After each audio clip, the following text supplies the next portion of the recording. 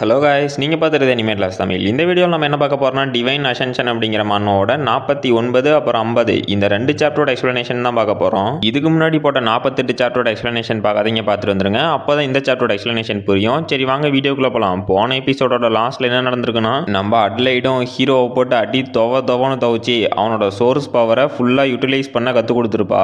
அப்புறம் 2 அசாசின் நம்ம ஹீரோவை கொல்ல வந்திருப்பானுங்க. அவனுக்கு 2 பேர்த்தையும் அசால்ட்டாகவே போட்டு தள்ளியிருப்பான். கடைசியாக அந்த வாரியர் சர்டிஃபிகேஷன் எக்ஸாம் நடக்கிற இடத்துலயும் ஒரு குண்டை வந்து நம்ம ஹீரோவை பிரச்சனைக்கு இழுத்துருப்பான். ஹீரோ நீ யாரா கோமாளி அப்படின்னு அவன் கையை அசால்ட்டா உடச்சி போட்டிருப்பான். இதோட போன எபிசோடு முடிஞ்சிருக்கும். சரி வாங்க இந்த எபிசோட்ல என்ன நடக்குதுன்னு பார்க்கலாம். இந்த எபிசோடோட ஸ்டார்டிங்லயே அந்த வாரியர் சர்டிஃபிகேஷன் எக்ஸாம்ல ஹீரோவோட காம்பேட் ஸ்கோரை செக் பண்றதுக்கு கூப்பிடுறாங்க. ஹீரோவும் இந்த இடத்துல எல்லாத்தோட காம்பேட் ஸ்கோரும் ஆவரேஜா 800 இருக்கு. அப்புறம் இந்த எக்யூப்மெண்ட்னால என்னோட கரெக்டான பவரை மெஷர் பண்ண முடியும்னு நினைக்கிறேன். ஆனா நான் கொஞ்சம் லோ ப்ரொஃபைல தான் மெயின்டைன் பண்ணோம் அப்படின்னு அவனோட காம்பேட் ஸ்கோரை செக் பண்ணா 1499. ஹீரோவும் ஒரு பெருமூச்சு விட்டு எப்படியும் 1500 கீழே நின்றுச்சு. கொஞ்சம் அதிகமா போயிருந்தா கூட நான் 3rd ஆர்டர் வாரியரா மாறி இருப்பேன். சரி ஓகே, கொஞ்ச நாளைக்கு நம்ம பவரை குறைச்சே யூஸ் பண்றது நமக்கும் நல்லதுதான் அப்படின்ட்டு போறான். அப்ப அங்க இருக்கவங்களாம் நம்ம ஹீரோவை பார்த்து டி அவன் வெறும் 2nd ஆர்டர் வாரியரா தான் இருக்கான், அவனால எப்படி அந்த குண்டை மோட்டோலவை தோக்கடிக்க முடிஞ்சு அப்படின்னு தான் ஷாக்ல இருக்கானுங்க. அப்புறம் இந்த வாரியர் சர்டிபிகேஷனோட 2வது எக்ஸாமு ஃபோர்ஸ் டெஸ்டிங் எக்ஸாமு. அங்க நம்ம அட்லைடும் கோட் சூட்லாம் போட்டுட்டு இங்க பார்ட்டிசிபேட் பண்ண வந்த எல்லாரும் லைனா வந்து உங்களோட ஃபோர்ஸை டெஸ்ட் பண்ணுங்க அப்படிங்கிறா.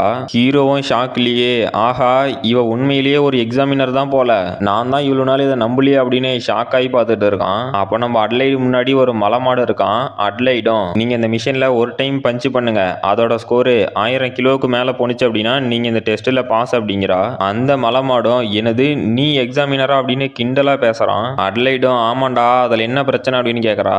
அப்போ அந்த மலமாடும் டே இங்க பாத்தீங்களாடா இந்த குழந்தை பிள்ளை நமக்கு எக்ஸாமினராம், முதல்ல இவளால இந்த எக்ஸாம்ல பாஸ் ஆக முடியுமா அப்படின்னு சிரிச்சுக்கிட்டு ஏமா பொண்ணு நீ எப்படி இங்க வந்த, தொலைஞ்சு ஏதாவது போயிட்டியா, உன்னோட அப்பா அம்மா எங்க, அப்புறம் நீ எப்படியும் ஒரு ஃபர்ஸ்ட் ஆர்டர் வாரியரா கூட இருக்க மாட்ட, உன்னால எப்படி எக்ஸாமினர் ஆக முடிஞ்சு அப்படின்னு கிண்டல் பண்றானுங்க. அட்லைடும் சரி ஓகே அப்படின்னு டென்ஷன் ஆயிட்டு அந்த மிஷின்ல ஒரு பஞ்ச் பண்ணிட்டு டே பண்ணீங்களா இதை கொஞ்சம் நல்லா பாருங்க அப்படின்னு கத்துறா. அந்த மிஷின்ல பார்த்தா 99,999 கேஜி இருக்கு. இதை பார்த்த 3 பேரும் வாயை பொளந்துட்டு இதுக்கு வாய்ப்பே இல்ல, இந்த 999 கேஜி அப்படிங்கிறது உண்மையா அப்படின்னு கதறானுங்க. அப்போ ஒருத்தனும் இது எப்படியும் ஒரு ஃபேக்கா தான் இருக்கும், இல்லனா இந்த மிஷின்ல ஏதாவது கோளாறா இருக்கும் அப்படின்ட்டு நான் இப்ப டெஸ்ட் பண்றேன் அப்படின்னு அந்த மிஷின்ல பஞ்ச் பண்றான். அட்லைடும் டே அதுல 895 கேஜி தான் வந்திருக்கு, அதனால நீ இந்த எக்ஸாம்ல ஃபெயில் அப்படிங்கிறா. அவனும் இந்தம்மா குழந்தை நீ என்னை ஏமாத்த பாக்குற, இந்த மிஷின்ல ஏதோ கோளாறு இருக்கு, முதல்ல அதை கண்டுபிடி அப்படின்னு கத்துறான். அட்லைடும் டே நான் ஒரு டைம் சொன்னதுதான், உன்னோட ஃபோர்ஸ் இந்த எக்ஸாம்ல பாஸ் ஆகிற அளவுக்கு இல்ல, அதனால இங்க இருந்து போயிரு அப்படிங்கிறா. அவனும் கடுப்பாயிட்டு என்ன நீ விட்டா ஓவரா பேசிட்டு இருக்க, பொண்ணு அடிக்க கூடாதுன்னு பார்த்தா என்ன ரொம்ப கோவப்படுத்திட்ட அப்படின்னு அட்டாக் பண்ண வரான். அட்லைடும் இதோட நிறுத்திக்கலாம் அப்படின்னு அவன் கையை அசால்ட்டா பிடிச்சி திருவி போட்டா அவனும் வழியில நீ யாருடி மான்ஸ்டர் பவர் வச்சுட்டு இருக்க அப்படின்னு கதறான். அட்லைடும் டெரரா ஃபேஸை வச்சுக்கிட்டு நான் இன்னும் உனக்கு 30 செகண்ட் டைம் கொடுப்பேன், அதுக்குள்ள இங்க இருந்து ஓடி போயிடணும், அப்படி இல்லனா நீ கண்டிப்பா செத்துருவா அப்படிங்கிறா. அவனும் அட்லைட்ட வாங்கின அடியில என்னை மன்னிச்சிருங்க மேம் நான் இங்க இருந்து கிளம்பிடுறேன் அப்படின்ட்டு ஓடுறான். அட்லைடும் டே வேற யாராவது கம்ப்ளைண்ட் பண்ணணுமா அப்படின்னு கேட்டுட்டு நெக்ஸ்ட் யாரு ஃப்ராஸ்டர் ஈனோஸா, அட என்னோட அப்ரண்டிஸா, டே சீக்கிரமா வாடா அப்படின்னு கத்துறா. ஹீரோவும் ஷாக் ஆயிட்டு இந்தாமா அட்லைடே நான் உங்ககிட்ட எத்தனை டைம் சொல்லியிருக்கேன் பப்ளிக்ல என்ன அப்ரண்டிஸ்னு கூப்பிடக்கூடாதுன்னு, ஒரு டைம் சொன்னா உனக்கு புரியாதா அப்படின்னு கேட்கறான். அட்லைடும் ஓகே அப்ரண்டிஸ் இனிமே நான் கூப்பிட மாட்டேன் அப்படிங்கிறா. ஹீரோவும் அப்படின்னா உண்மையிலேயே நீ தான் எக்ஸாமினரா அப்படிங்கிறான். அட்லைடும் ஆமா உன்னால இன்னுமே நம்ப முடியலையா, உன்னோட மாஸ்டர் இந்த வாரியர் ஃபெடரேஷன்ல 3 ஸ்டார் மெம்பர், அப்புறம் இங்க நடக்கிற எல்லா ஸ்போர்ட்ஸுக்கும் நானும் ஒரு இன்சார்ஜ் மாதிரி அப்படிங்கிறா. ஹீரோவும் ஷாக் ஆயிட்டு நீ ஒன்னும் ஜோக் பண்ணல இல்ல அப்படின்னு இந்த வாரியர் ஃபெடரேஷன்ல மொத்தமா 5 டயர் ஆஃப் மெம்பர்ஷிப் இருக்கு, இதுல 5 ஸ்டார் மெம்பர்ஸா இருக்கவங்க எல்லாம் ஒரு பெரிய ஆர்கனைசேஷனோட லீடரா இருப்பாங்க, அப்புறம் 4 ஸ்டார் மெம்பரா இருக்கவங்க எல்லாம் ஒரு நேஷனோட லீடரா இருக்கலாம், அப்படி இல்லைனா அந்த நேஷன்ல அவங்க மிகப்பெரிய கான்ட்ரிபியூட் பண்ணிருக்கலாம், அப்புறம் கடைசியா இந்த 3 ஸ்டார் மெம்பர்ஸ் எல்லாம் அவங்களோட ஓன் ஸ்ட்ரென்த்ல ரொம்ப ஸ்ட்ராங் ஆகி இந்த வாரியர் ஃபெடரேஷனால அக்னாலஜி பண்ணப்பட்டவங்களா தான் இருப்பாங்க.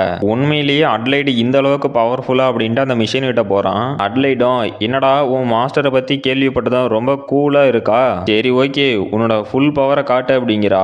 ஹீரோவும் அந்த மிஷினை பஞ்ச் பண்ணா 1999 கேஜி வந்திருக்கு. அப்ப இதை பார்த்து அங்க இருக்கவனுங்களாம், டே அங்க பாத்தியாடா இந்த பையன் இந்த சின்ன வயசுல இவ்வளவு ஸ்ட்ராங்கா இருக்கான். அப்புறம் அந்த எக்ஸாமினர் சொன்னதை கேட்டுச்சா, இவன் வந்து அந்த பொண்ணோட அப்ரண்டிஸா. இவங்க 2 பேருமே யங் ஏஜா தான் இருக்காங்க. அப்ப ஒருவேளை இவங்க 2 பேரும் பவர்ஃபுல்லான செக்ட சேர்ந்தவங்களா அப்படின்னு பேசிட்டு இருக்கானுங்க. ஹீரோவும், அட யாரா நீங்க, முழுசா தெரியாம நடுவுல வந்து பேசிட்டு இருக்கீங்க.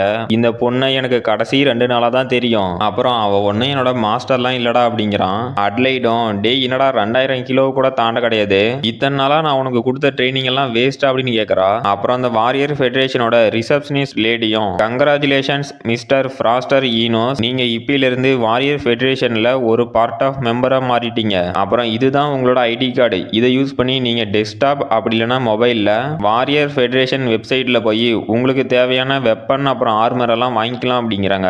ஹீரோவும் தேங்க்யூ அப்படிங்கிறான். அப்புறம் அட்லைடும், பரவாயில்லண்டா ஃப்ராஸ்டர், கடைசியா நீ அந்த எக்ஸாமை முடிச்சு உன்னோட சர்டிபிகேஷன் பேட்சையும் வாங்கிட்ட. அப்புறம் இந்த இடத்துல என்னோட எக்ஸாமினேஷன் டியூட்டி ஃபுல்ஃபில் ஆயிருச்சு. எனக்கு புதுசா ஒரு மிஷன் கொடுத்துருக்காங்க, அதனால என்னால தொடர்ந்து உனக்கு ட்ரைனிங் கொடுக்க முடியாது அப்படின்னு கூட்டிட்டு போறா. ஹீரோவும், அட அப்படியா, இவ்வளவு சந்தோஷமான விஷயத்த ஏன் சோகமா சொல்ற அப்படின்னு வெளியே சொல்ல முடியாம மனசுலேயே நினைச்சுக்கிட்டு, மாஸ்டர் என்னை விட்டு போறீங்களா, எனக்கு இன்னும் கொஞ்ச நாள் நீங்க ட்ரைனிங் கொடுங்க அப்படின்னு அழுகுறான். அப்ப அட்லைடும், நடிக்காதடா பைத்தியம், நீ யாருன்னு ஊருக்கே தெரியும் அப்படின்னு நம்ம ஹீரோ கண்ணத்திலேயே ஒன்று போட்டுட்டு, சரி அடுத்ததா என்ன பிளான் வச்சுக்கிற அப்படின்னு கேட்கறா. ஹீரோவும், அதுவா, நான் ரோடு டு டெத் பிளேஸ் வழியா போய் சான்ச்சுரி இன்ஸ்டியூட்ல ஜாயின் பண்ண போறேன். நான் அந்த இன்ஸ்டியூட்ல ஜாயின் பண்ணி முடிஞ்ச அளவுக்கு என்னோட டிகிரியை சீக்கிரமா கம்ப்ளீட் பண்ணிட்டு இந்த வேர்ல்டை எக்ஸ்ப்ளோர் பண்ண போறேன் அப்படிங்கிறான். அட்லைடும், உன்னோட கரண்ட் ஸ்ட்ரென்த்தை வச்சு நீ ரோடு டு டெத் வழியா போறது அப்படிங்கிறது ரொம்ப டேஞ்சர். அதை மட்டும் காரணமா வச்சு நீ அந்த சான்ச்சுரி இன்ஸ்டியூட்ல ஜாயின் பண்றதை தவிர்க்கவும் முடியாது. அதனால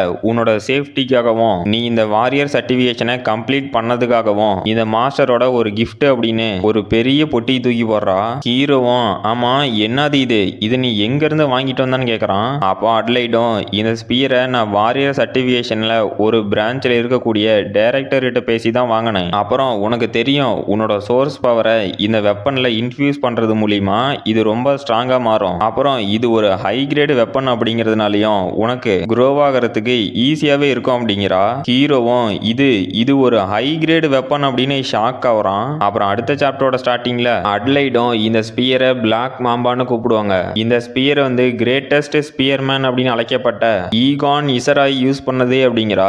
ஹீரோவும், இப்ப நீ என்ன பேர் சொன்ன, இதை எங்கேயோ கேள்விப்பட்ட மாதிரி இருக்கே அப்படின்ட்டு, என்ன அது மாஸ்டர் இசராகி யூஸ் பண்ண ஸ்பியரா இது, அப்ப அந்த block C city branch director அப்படின்னு சொன்னது அவரையா, அவரும் வாரியர் ஃபெடரேஷன்ல ஒரு டைரக்டரா அப்படின்னு கேக்குறான். அட்லைடும், இல்லடா அப்படிங்கிறா. அப்ப ஹீரோவும், அப்ப நீ கண்டிப்பா அவரோட பொண்ணு தான், இது நீ அவர்கிட்ட இருந்து வாங்கிட்டு வந்தது கரெக்டா அப்படின்னு கேக்குறான். அட்லைடும், அடே முட்டாள் அப்ரண்டிஸே, நீ நிறைய நாவல்ஸ் எல்லாம் படிச்சு உன் மூளை கெட்டு போச்சாட்டங்குது, நான் அவரோட பொண்ணா இருந்தா எனக்கு இந்நேரம் வயசாயிருக்கும் அப்படிங்கிறா. ஹீரோவும், கண்டிப்பா நீ அப்ப அவரோட பேத்தியா தானே இருக்கணும் அப்படிங்கிறான். அவளும் நம்ம ஹீரோ மண்டையிலேயே கூட்டிட்டு, டே முட்டாள், உனக்கு எத்தனை டைம் சொன்னாலும் புரியாதா, இதை பத்தி ஆராய்ச்சி பண்றதை விட்டுட்டு முதல்ல அந்த ஸ்பீரை ட்ரை பண்ணி பாருடா அப்படிங்கிறா.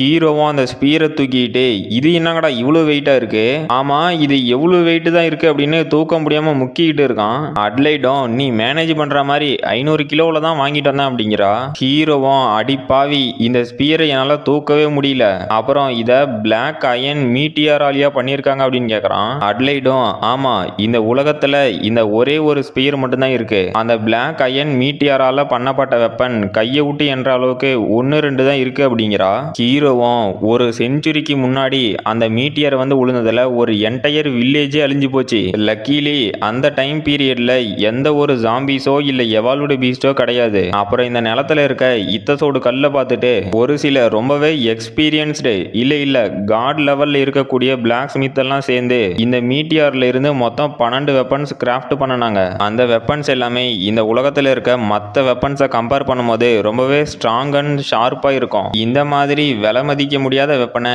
எனக்காக கொடுக்குறியா அப்படின்னு கதறி கதறி அழுகுறான். அட்லைடும், டே நான் தான் சொன்னேன் இல்ல, உன்னோட வாரியர் சர்டிபிகேஷனை நீ கம்ப்ளீட் பண்ணோட்டி உனக்கு ஒரு கிஃப்ட் இருக்குன்னு, அதுதான் இது. அப்புறம் இப்ப நான் இங்க இருந்து கிளம்ப போறேன், என்னோட அடுத்த மிஷன் ஸ்டார்ட் ஆக போகுது அப்படிங்கிறா. ஹீரோவும், இப்ப எந்த ஊருக்கு போறீங்கன்னு கேக்குறான். அப்போ அட்லைடும், உனக்கு சான்ஸ் கிடைச்சிச்சுன்னா நீ என்ன ஸ்கை சிட்டில வந்து பாருன்ட்டு போறா. ஹீரோவும், இப்ப நீ என்ன சொன்ன, ஸ்கை சிட்டியா அப்படின்னு ஷாக் ஆயிட்டு, இந்த உலகத்துல இருக்க லார்ஜஸ்ட் சிட்டி, அதுவும் அட்வான்ஸ்டு டெக்னாலஜியோட வானத்துல ஃப்ளோட் ஆகிட்டு இருக்கும், இந்த இடத்துல இடத்துக்கு நம்மளால ஒன்றும் அவ்வளோ ஈஸியாக போக முடியாது. இன்ஃபேக்ட் நீங்கள் ஒரு 5th ஆர்டர் வாரியர் அப்படி இல்லைன்னா அதுக்கு மேலே இருந்து நீங்கள் ஏதாவது ரிமார்க்கபிளான அச்சீவ்மெண்ட் பண்ணியிருக்கணும். ஒருவேளை அவ என்கிட்ட பொய் சொல்லியிருப்பாளா?